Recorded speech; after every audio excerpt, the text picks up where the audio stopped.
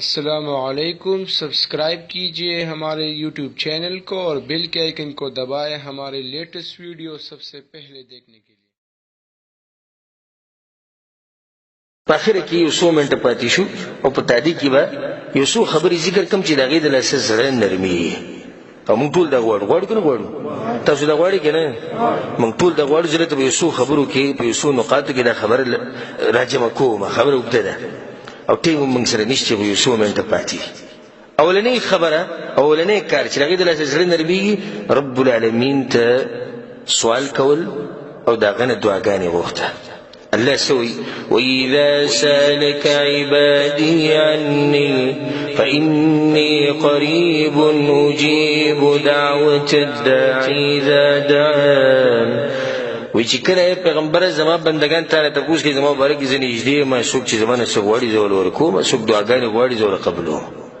نو ته چې کله دعاګانې غواړي یو پکې دا غواړه یا الله زما زړه څه کړي نرم کړي. رسول صلی الله علیه وسلم په حدیث کې راځي د زید بن ارقم رضی حدیث رسول صلی الله علیه وسلم د پناه غوښتلې ده. نو یو پکې دا ویلي دي ومن قلب لا یخشع الا ز پناه نیسم پتا پورې دا هغه زړه نه چې په هغې کې نرمي نه وي. او بیا وی یا الله زه پناه نیسم پتا پورې د هغه سترګې نه چې د هغې نه اوښکه نه شي. نو په داسې زړه به څه وکړي چې هغې کې نرمي نه وي، هغه مړي، او په داسې سترګه به څه وکړي چې هغې نه اوښکې نه شي. دویمه خبره چې د هغې د لاسه زړه نرمېږي، قرآن کې د قرآن تلاوت کول او په هغې کې سوچ کول، والله لازم د زړه سم نرمېږي، سم نرمېږي او جړا به دله درشي. اوله کې به داسې چې که ته عادت نه یې دې سره ورځ دوه درې داسې خاص اثر به پتا نه کوي، خو چې ته پکې لګیا یې هغه کار پرې نه دی او سوچ پکې کوې او فکر پکې کوې، سوچ کوې فکر کوې، اخر به یې دا زړه څه شي دا به نرم شي. الله سوي افلا يتدبرون القرآن ام على قلوب اقفالها. الله وی دا خلک ولې په دې قرآن کې سوچ نه کوي؟ ګوره په دې زړونو یې ټالۍ لګېدلي که څه چل شوی. نو کله چې په زړه باندې ټاله یا تاله ولګي نو بیا دا زړه سخت شي، د ده نه نرمي ختمه شي، د ده نه ژوند چې د هغه ختم شي. د دوه خبرې. درېیمه چې د هغې د لاسه زړه نرمېږي، د الله سبحانه وتعالی ذکر ډېر کوي، الله ډېر یادوئ، په مخه الله یادوه، او چې همیشه ستا دا جبه لمدی د الله سبحانه وتعالی په ذکر به. الذین آمنوا وتطمئن قلوبهم بذکر الله. د مؤمنانو زړونه نرمېږي په څه باندې او مطمئن کېږي په څه باندې؟ د الله په ذکر باندې.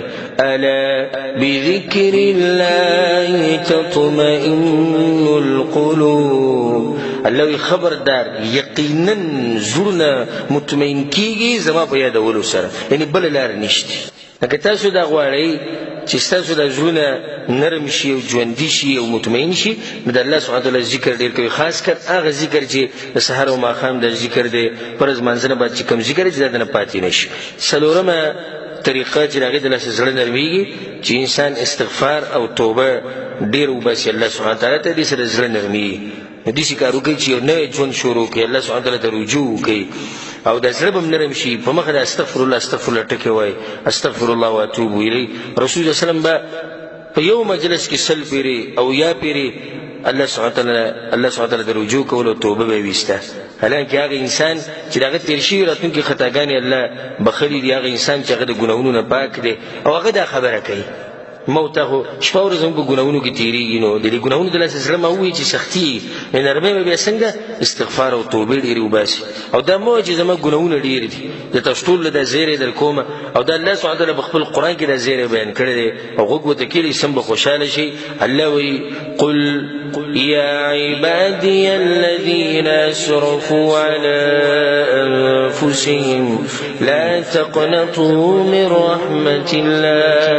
اے پیغمبر ووایه زما بندگانو ته چې چا په تاسو کې په ځان باندې ظلم کړی د الله د رحمت نه، ته مه قطع کوئ او د الله نه امیدونه ساتئ. یو سړی به وایي چې صحیح ده موږ خو امیدونه د الله نه ساتو، خو زما ګناهونه ډېر زیات شوي او ما ته واپسي ډېره ګرانه شوې ده او زړه مې تک تور شوی ده او زړه مې ګټه شوی ده.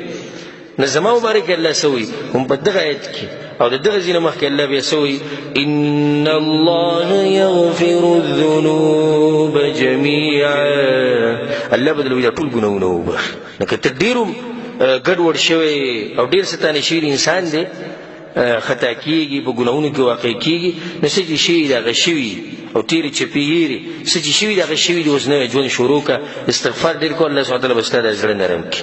پنځمه خبره چې د هغې د لاسه زړه نرمېږي مرګ رایادول او د قبرونو زیارتونه کول. قبرونو له ځای راځي د دې سره د زړه سخت نرمېږي. مړی ښخوئ مړی لمبوئ مړی کفن کوئ جنازې پې کوئ مرګ ځان ته مخې ته کېده د دې د لاسه به ستا د زړه نرمېږي.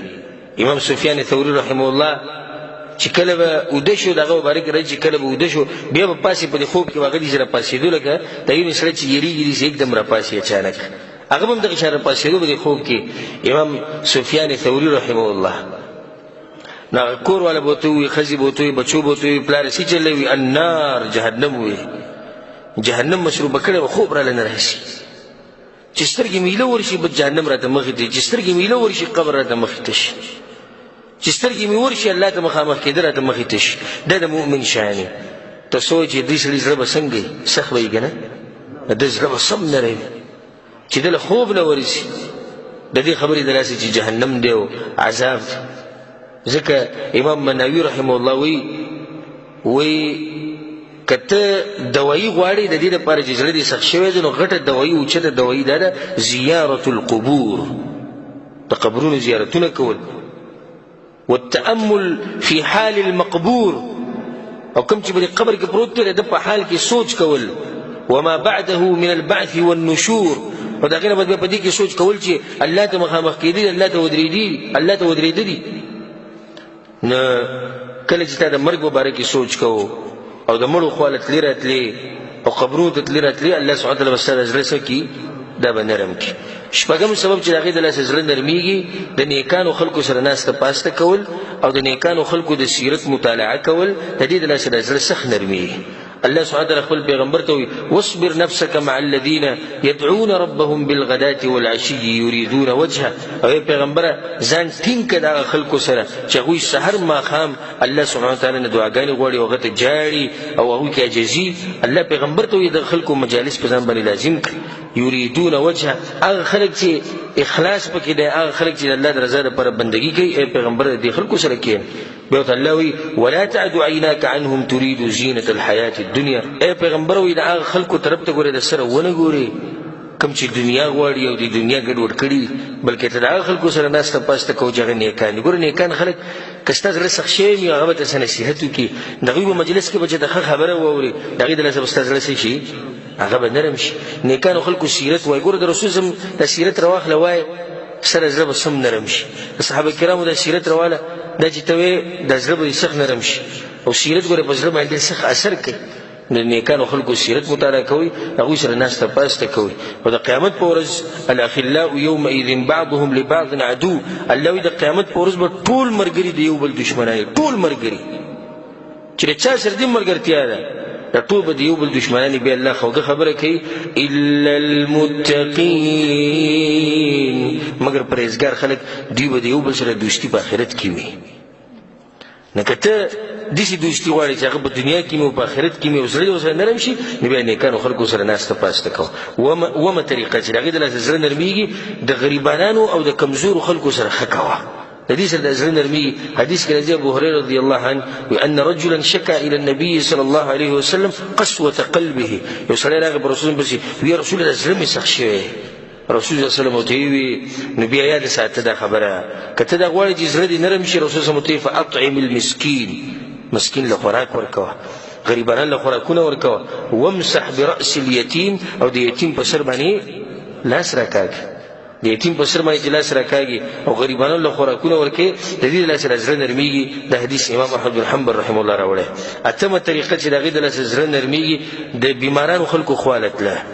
یو سړی بیمار دی ته د هغه خواله ورشي نو په هغې کې به ته سوچ وکړي چې الله څومره طاقتور بادشاه دی دا انسان دی د ټول خلک را جمع شوي دي خو دله څوک شفا نشي ورکولی قسمه قسم دوایانې ده وخوړې خو دته شفا نه میلاوي او دې کې به شکر وباسي چې وګوره الله ماله روغ بدن را کړی زړه به دې نرم شي.